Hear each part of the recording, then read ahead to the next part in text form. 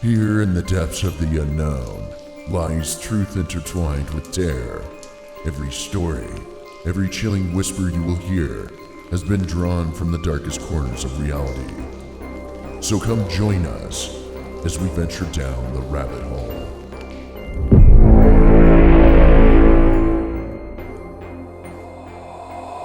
Tonight's tale centers on two brothers, united by their love for adventure and mischief. However, the night they ventured into the carnival would become a chilling legend, whispered throughout the town for generations. In the small town of Eldridge, fall brought more than just the crisp chill of the coming winter. It brought the carnival. Set on the outskirts, surrounded by thick woods and dark fields, the carnival was a beacon of excitement. But this year, the joy was marred. For the two brothers, Jamie and Clifford. Clifford, the younger of the two, had been grounded indefinitely. His recent prank, a homemade explosive that had spectacularly blown up Mr. Harroway's handcrafted letterbox, had landed him in serious trouble. Mr. Harroway was an odd, reclusive man, known for his stern demeanor and unforgiving nature. The letterbox explosion was in retaliation to the many occasions he would dog Clifford into the authorities for skateboarding in their street, commenting that he was a nuisance to the neighborhood. Clifford's punishment was to miss the carnival, a consequence that felt more severe than any grounding could. But Jamie, the protective older brother, couldn't bear to see Clifford miss out. One night, later that week, as their parents were fast asleep, Jamie whispered a plan into Clifford's ear. "Hey buddy, we're sneaking out," he said, a mischievous glint in his eyes. "The carnival's closed, but not for us." Under the cover of darkness, the brothers slipped out of their house. The path to the carnival was through the old fields, a sprawling landscape that turned eerie at night. The sounds of wild critters could be heard, but that didn't deter the brothers, as they were both used to the area at night and wouldn't let some random coyote stop them in their tracks. As they walked further towards the carnival, the faint sounds of footsteps in the grassy fields could be heard. Jamie couldn't shake the feeling they were being watched. He glanced back repeatedly, seeing nothing but the swaying grass and the occasional flicker of movement at the corner of his vision. "Hurry up, we're almost there," Clifford urged, oblivious to his brother's growing unease. They finally arrived, greeted by the few dim lights and closed stalls of a carnival that had wound down for the night. Without the usual crowd, the place had an unsettling atmosphere. The boys' hearts raced with a blend of excitement and fear as they moved from one shadow to another, pilfering leftover cotton candy and grabbing unattended show bags. Clifford grabbed a green Powerpuff Girl plush, saying, "This is Samantha's favorite. She's going to freak when I tell her how I got it." Their final adventure was the Ferris Wheel, an ancient structure that creaked and groaned under its own weight.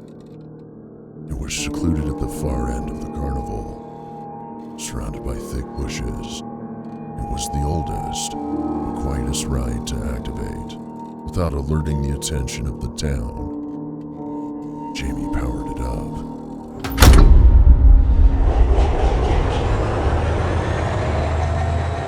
Scrambled into a cabin Clifford dropped at least 2 of the several show bags he was carrying in order to mount the ride. The wheel lurched into motion, carrying them up in the cloudy, dark night sky. At the apex, the wheels shuddered violently and halted, the cabin swinging slightly.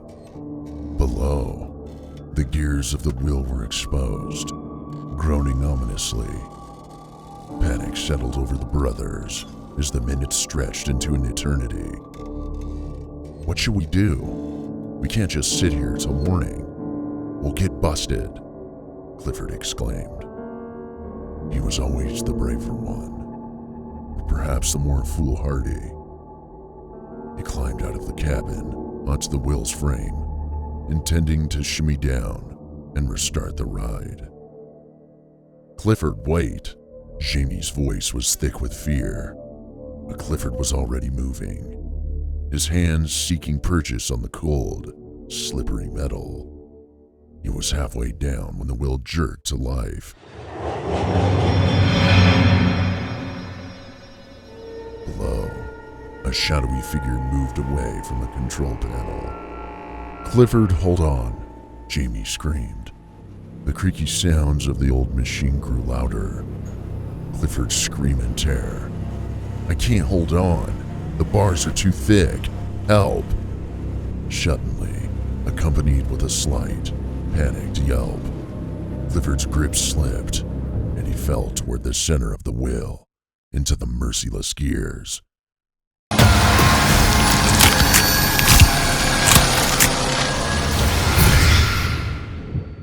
The sounds were horrific.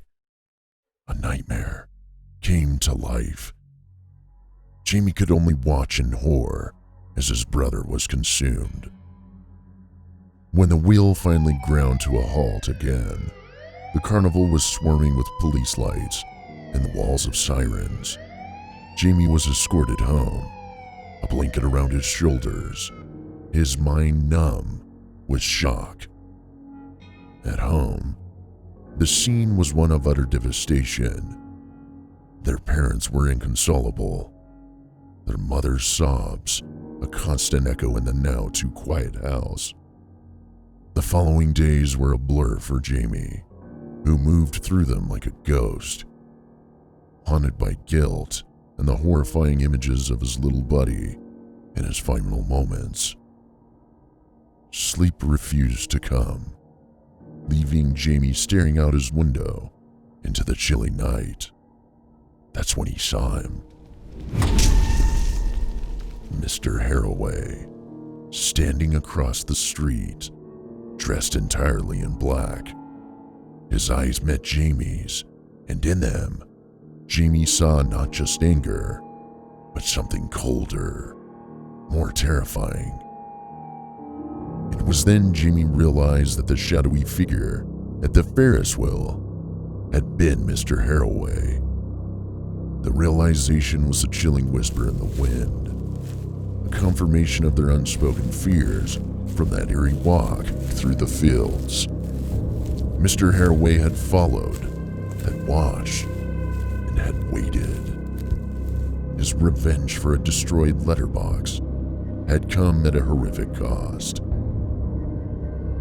As Jamie watched Mr. Harroway turn and walk away, the steely gaze etched permanently into his memory. He knew that some mistakes carry consequences far beyond what anyone could imagine. The carnival had left town, but its shadows lingered, long and dark in the hearts of those who had suffered its final, tragic act. The terrors were explored, whispers of the unseen and cries of the forgotten might be closer than you think. Perhaps they're just around the corner of your own home, waiting in the stillness of an unlit hallway, or lurking behind the flicker of your nightlight. Don't forget to subscribe and join us again as we dive deeper into the mysteries that skirt the edges of reality, because next time, the horror might just find its way from the rabbit hole and into your home.